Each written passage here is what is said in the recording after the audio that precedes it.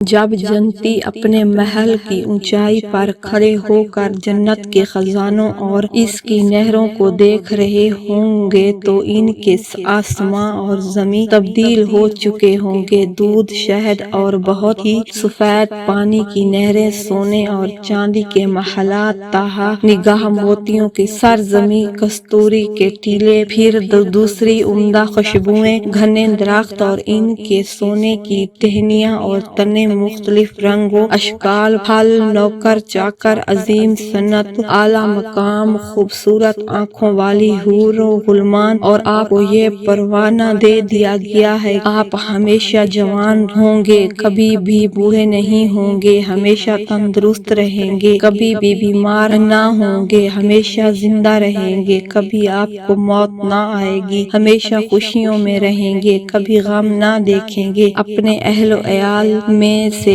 جسے آپ ہو چکے ہیں، اللہ پاک آپ سب کو وہاں اکٹھا کریں گے، ایسی جنت کے جیسے آج تک کسی بھی آنکھ نے نہیں دیکھا، کسی بھی کان نے نہیں سنا، اور نہ ہی کسی انسان کے دل پر اس کا خیال گزرا ہے۔ صحابہ کرام اور نبی کریم صلی اللہ علیہ وآلہ وسلم سے ملاقات ہوگی اور سب سے بڑھ کر اللہ رب العزت کی زیارت نصیب ہوگی۔